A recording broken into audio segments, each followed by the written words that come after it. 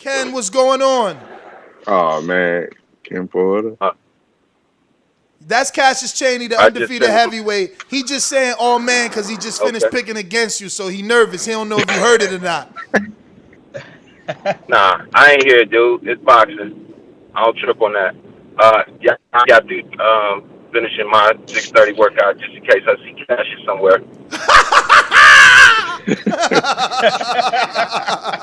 So Man, hey, he set me up, man. He set me nah, up. but Ken, I, man, I got obviously, respect, Coach Ken Porter. I got respect, man. I got respect. Ken, this is I'm this. have respect for you too, brother.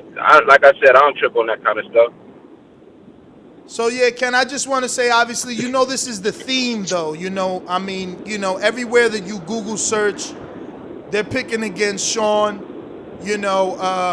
And they're even expecting the knockout, or they're not surprised if the knockout streak continues. They feel like Crawford will use your son's aggression against him. I don't know. Obviously, you have to have known this or thought of this, but you were telling me some interesting things off air a few seconds about always being picked against. So if you could just pick up there, that'll be great. Or tell me how you feel in general. Okay, I'll pick up from there. Thanks for calling. Thanks for getting me on the show. I'm gonna start following Cassius, so just send me your IG so I know what it is, so I can start stalking you. Uh, the right, the general consensus, if that's what it is, which I haven't been reading it or I haven't been, I don't look at those type of things. We actually live this. That's not part of our preparation to see what everybody has to say. But our life, since he started boxing or since he started playing football or when he ran track or anything that he did, was that he was small and that he wouldn't be successful. Barry Hunter said to somebody just yesterday, he said, "This is one of the most incredible athletes that you've ever come in contact with." I didn't say that. He said that, right? And his reasoning for that was, he said, "Where are you going to find a guy that's 5'7", maybe, that does all the things he does and he wins?" So on every level of everything we've done, there's always been somebody that said we couldn't do it. That's always happened. I don't think anybody picked us to beat Demetrius Andre. His last loss in the United States is to Shawn. That's not an accident, guys. I don't think anybody picked us to beat Danny Jacobs. I don't think anybody picked us to beat Olympian Sean Estrada 2 times. I don't think anyone picked us to beat national champion Golden Gloves and national champion U.S. Championship Edwin Rodriguez 2 times. We beat him twice. Every time he tried to repeat. That's not by accident. I don't think it was an accident when they chose us to go up against the Ukrainian team who had Alexander Usyk, who was 6'3" and left-handed, fighting at 165 pounds.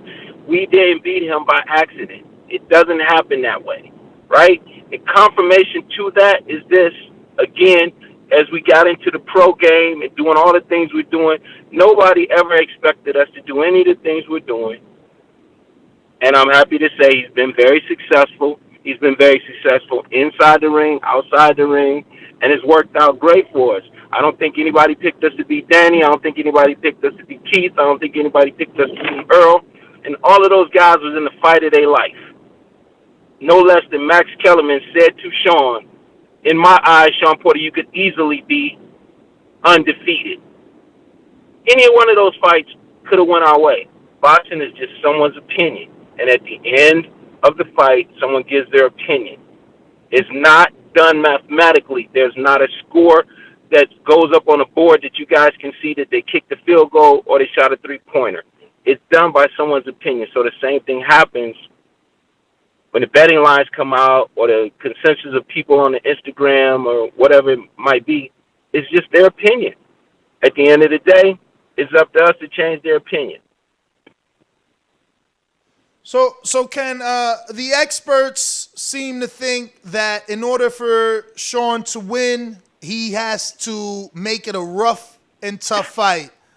stay in Crawford's chest, disrupt him, not allow him to quote unquote download and make any adjustments. Do you agree or disagree with that?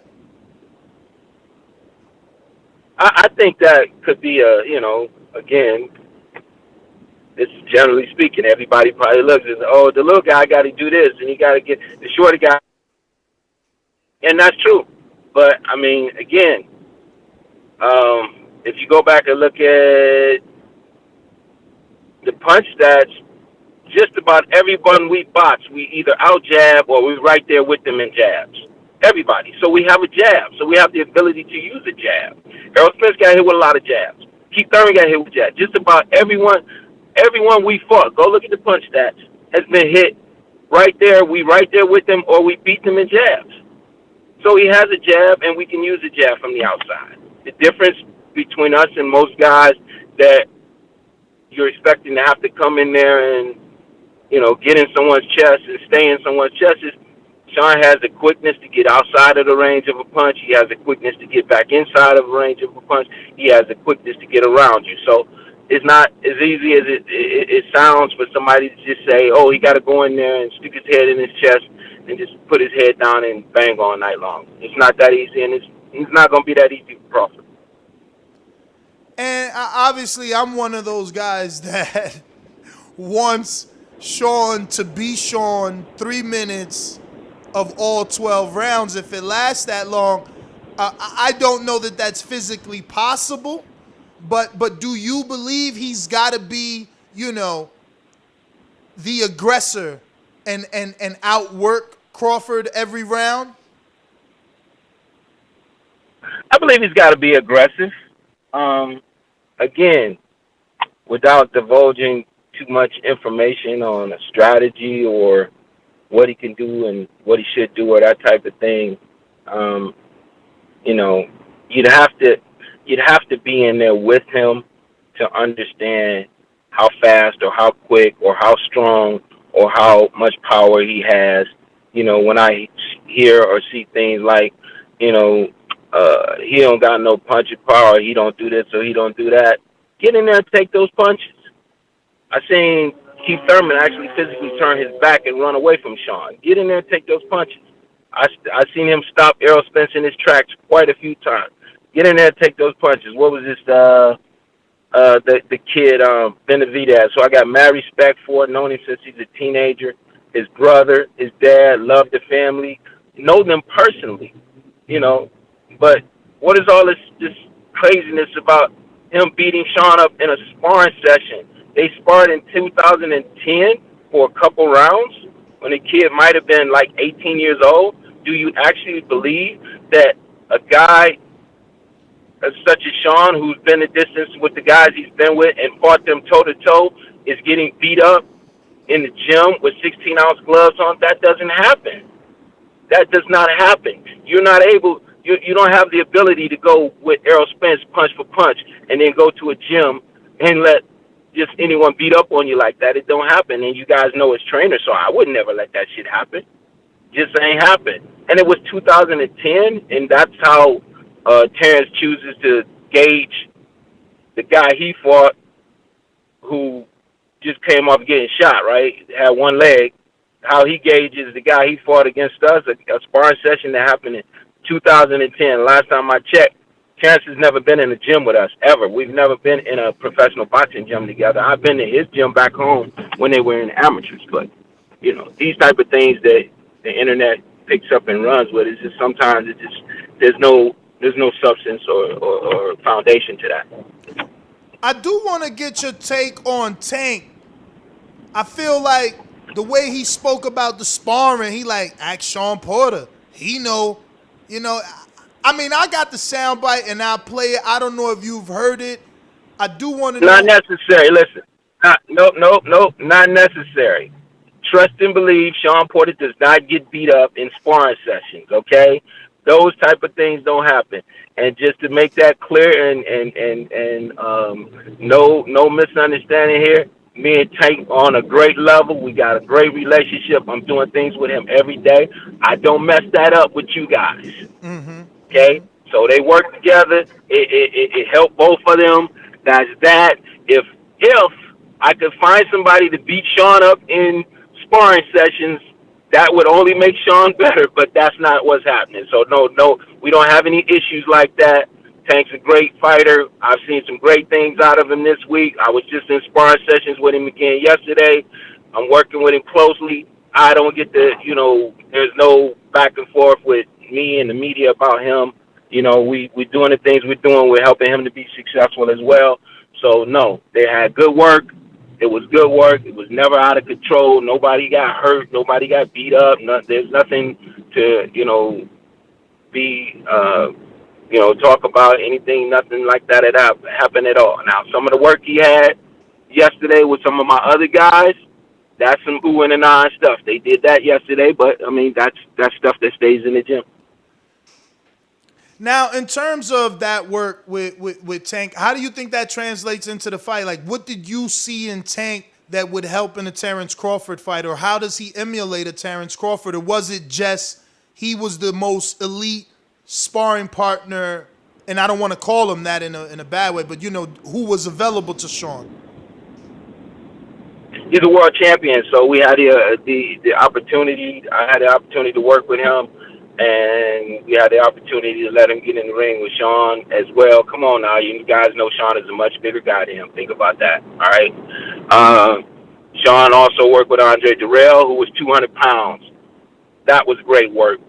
200 pounds, fighting left-handed, lightning fast. He also worked with Dennis Dazn, who was 190 pounds. Come on now, guys. We talking about different weight classes there, right? I'm sure y'all heard about when he got ready for Errol Spence, he worked with David Benavidez. He holds his own when anybody gets in the ring with. Don't forget, he beat those guys in the amateurs. That was not a mistake. This is not you just can't just look at the stuff on the internet and think that everything you guys are seeing or reading is true, man. Think back over some of that stuff and say, wait a minute, I've never seen nobody beat him up like that in a fight. Do we really think that this could have happened in 16-ounce sparring gloves? No, it's not happening. But we've had great work. How does it translate? It was just an opportunity to have a world champion in the ring with you. It was an opportunity that neither side should pass up. Since Barry and myself work together closely and we're working with Tank, we're doing the things, I'm helping Barry out, assisting him with anything he needs. He says, hey, let's do this. We do that. It worked out great for everybody, He doesn't do anything like Terence Crawford, but, he's an exceptional athlete with his hand speed, his foot quickness, his ability to, make a guy miss a punch and land a punch. And, we took advantage of having that opportunity to spar with him. Now, many of the experts believe that for Crawford to be, for your son to be successful, it would have to come in the first 3 to 4 rounds. They want Shawn to catch Crawford early, test his chin. That's like the key word being used, test his chin. He's got to test his chin. He's got to be in his chest. He's got to try him in the first 3 to 4 rounds. Do you believe that is a true window of opportunity with Crawford? Because that's the time that he's, I guess, downloading and trying to find your rhythm?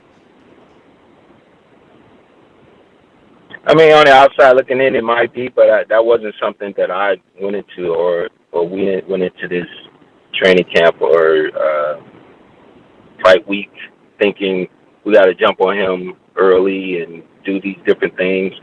Shawn is the type of guy that if he sees an opening, he's going for it. So it's not like we're going to wait around for anything. When the bell rings, we're there to fight.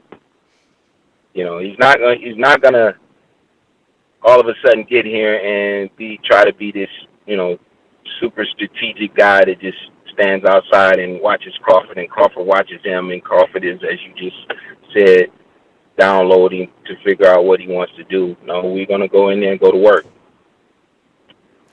Now, Ken, I've heard you bring up Errol a lot, kind of as that gauge, like you're using him as the barometer, and I mean in the sense that you're saying, like, look how big Errol was and he couldn't do X, Y, Z.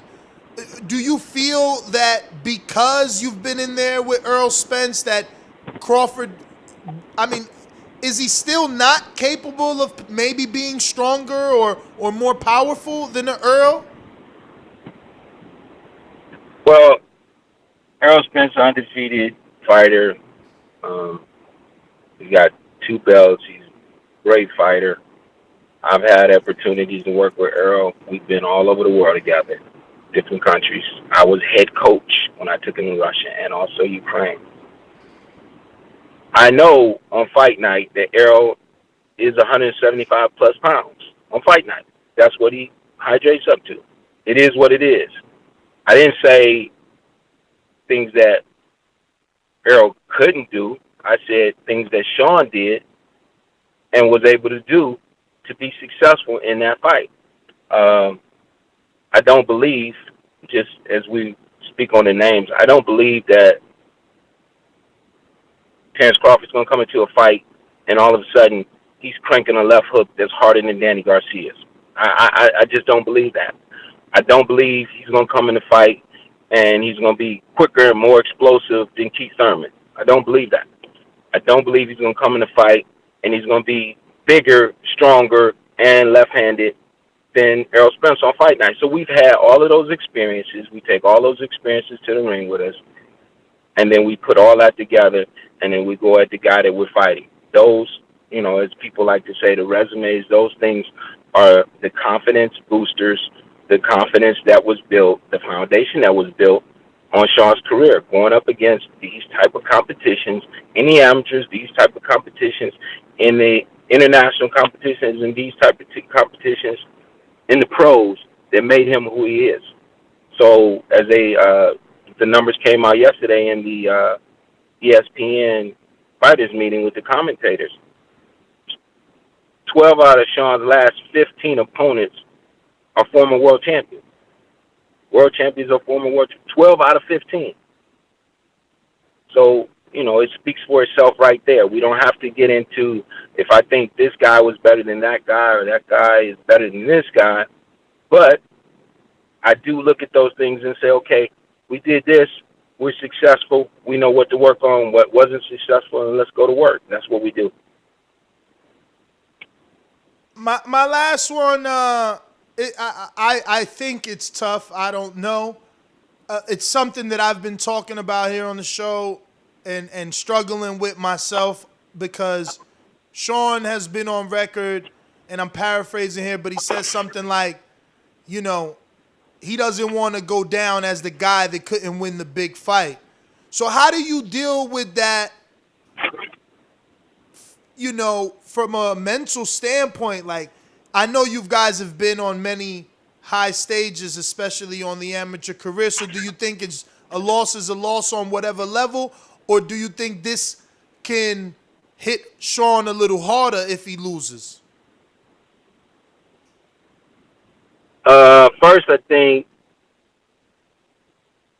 Shawn is doing commentary now. He's analyzing. So he may not, always think about the fact that some of the things he's saying, he's probably saying from the ringside seat instead of saying from where he's actually at, which is in the ring. So I think in that instance right there, this is just my opinion about him. In that instance right there, he's saying those things that sound good from that seat. If you're sitting in that seat and you're watching this is the thing that you would say. But that doesn't necessarily mean that's the thing you should be saying about yourself. Because when they asked him in the fighters meeting yesterday, if it doesn't go your way, is it over? He said, hell no. No, it's not. Okay, so why would you ever say that I don't want to be, or this doesn't, you know what I mean? So, but that's what he said. He's got to live with that. That part of it he got to live with. The other part of it is this for me. One of those judges in the Errol Spence fight said Shawn won 8 out of 12 rounds. One judge gave him 8 out of 12 rounds. We were winning the fight in one of the judges' eyes, okay? How the other judges are nowhere near the same thing, okay, that's what happened. It's an opinion of boxing, right? Same thing when you talk about a Keith Thurman fight. When we walked to the ring and they announced us to the ring. We got booed walking to the ring. Chiefs on the East Coast, we're not. We got booed. Okay, first time I ever heard booing in a fight. When the fight's over, they announce the decision.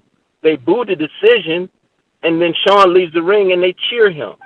So, you know, we're not in the fight and didn't produce and do the things that we know we're capable of doing. We did that. And there was people in that audience who thought Shawn did an excellent job that night. Same thing in the Kell Brook fight.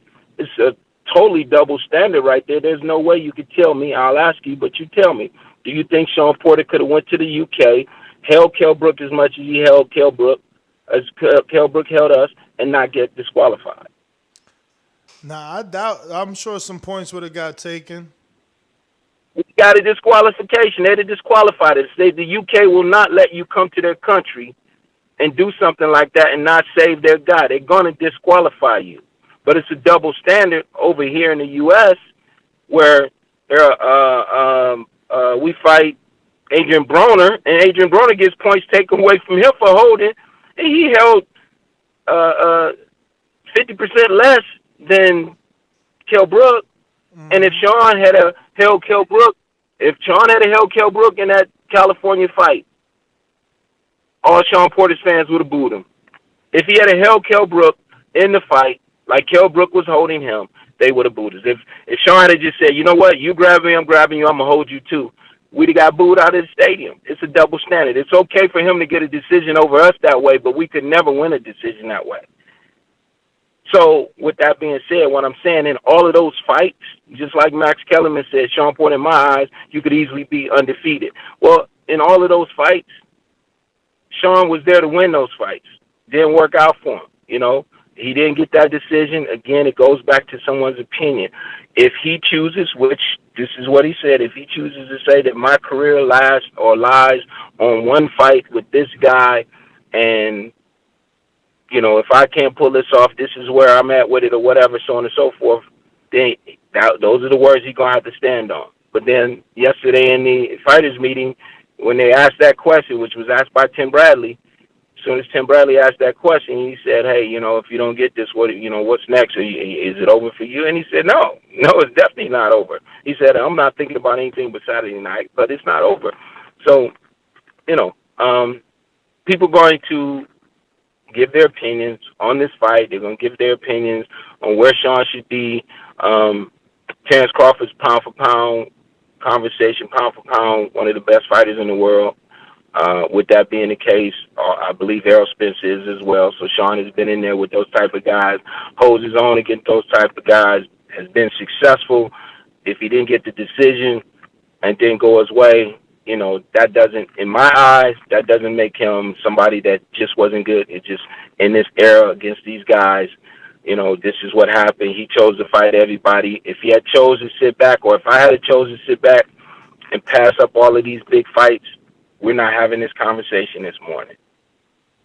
And there are guys that chose to pass up fights against Errol, or there's guys that chose to pass up fights against Terence, but they're not in this ring Saturday night. So there you go. Well, Ken, man, I want to thank you. I know you're busy.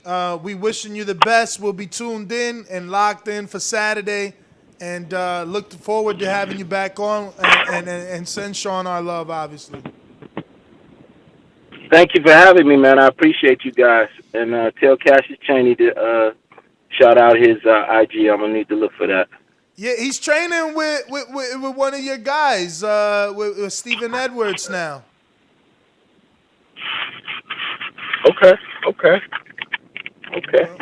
Oh, good, brothers. Everything is good, man. We appreciate you guys. We got these weigh-ins to do, so have a great day, guys. All right. Take it easy. For the video, feel free to hit the like, subscribe, and share. As always, if you want to support us to the next level, head over to the patreon.com/ThaBoxingVoice. We have tons of exclusive from Border Wars, Entitled, betting shows, the list goes on and on and on. But in addition to that, if you guys have questions for fighters, trainers, and promoters, this is where you can submit them. We will run out, get these questions answered, and put it back on the show just for you guys. Appreciate it. Peace.